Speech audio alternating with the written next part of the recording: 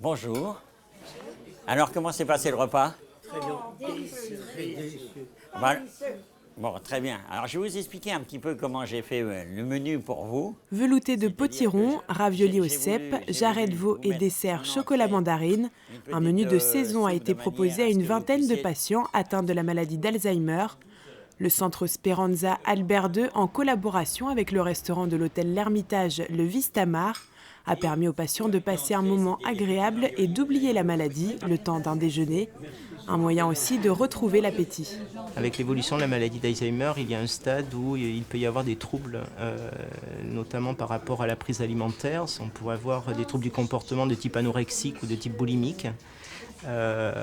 Et justement, en retravaillant sur les goûts, en travaillant sur les saveurs, en travaillant sur les sens de manière générale, comme il a été évoqué lors du congrès en principauté sur les sens, on s'aperçoit qu'on peut avoir un impact.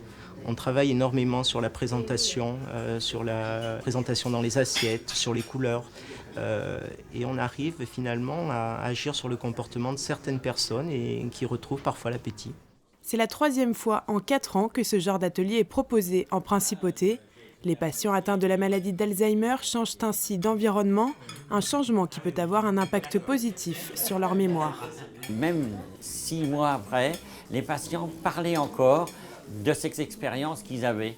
Et moi, j'ai trouvé cette idée sympathique.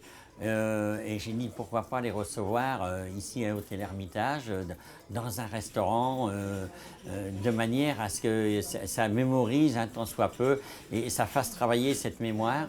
Et pour nous professionnels et direction et société, je trouve que l'idée était très bonne. C'est pour ça que j'ai adhéré à cette idée de suite. D'autres types d'animations culinaires seront proposés tout au long de l'année pour que les patients atteints de la maladie d'Alzheimer profitent eux aussi des bonnes choses de la vie.